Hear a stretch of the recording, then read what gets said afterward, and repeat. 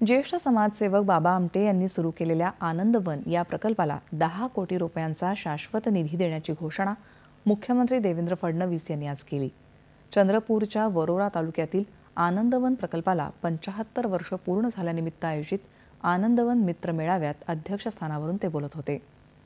पंतप्रधान नरेंद्र मोदी यांनी 2027 पर्यंत देश कुष्ठरोग मुक्त करण्याचं ठरवलं आहे असं सांगून आनंदवन सारख्या समाजसेवी संघटनांच्या मदतीनेच हे साध्य करता येईल असं मुख्यमंत्री म्हणाले। कुष्ठरोग्यांच्या संख्येत लक्षणीय घट झाली असली तरी अजून मोठ्या प्रमाणावर कार्य बाकी असल्याचं त्यांनी नमूद केलं। आनंदवनात 500 जणांसाठी निवासी रुग्ण केंद्र उभारण्याची घोषणाही मुख्यमंत्र्यांनी केली। रुग्णालयाला देण्यात येणारं अनुदान प्रति रुग्ण 2200 वरून 6000 पर्यंत तर पुनर्वसनासाठीचं अनुदान 2000 वरून 6000 रुपयांपर्यंत वाढवल्याची घोषणा फडणवीस यांनी केली। उद्योग मंत्री उदय सामंत यांनी या भागात स्किल डेव्हलपमेंट सेंटरसाठी अतिशय चांगलं काम केलं आहे।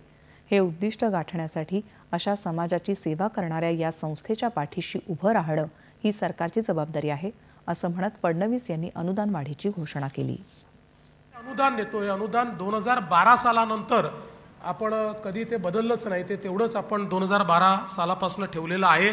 आणि म्हणून जे काही आपण अनुदान त्या ठिकाणी देत होतो तर त्याच्यामध्ये जवळपास याच्यामध्ये रुग्णालय तत्वावरचं जे अनुदान होतं हे आपण 2200 रुपये प्रति जो काही रुग्ण आहे त्या हिशोबाने देत होतो।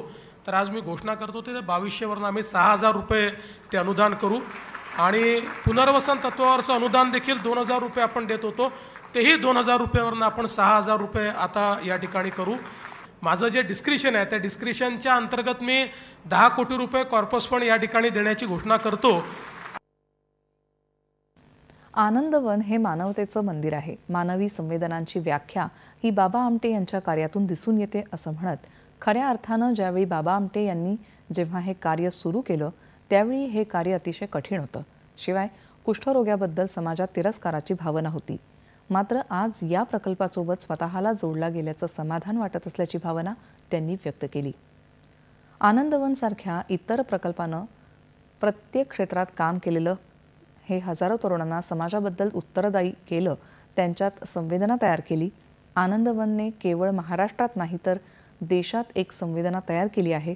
मूलभूत समाजसेवा कार्य काय आहे हे बघायचं असेल तर आनंदवनचं काम सर्वांनी पाहायला पाहिजे असं हे आवाहन देवेंद्र फडणवीस यांनी केलं। उद्योग मंत्री उदय सामंत यावेळी उपस्थित होते। दिव्यांगांसाठी देशातल्या पहिल्या कौशल्य विकास केंद्राची स्थापना आनंदवनात करण्याची घोषणा त्यांनी केली।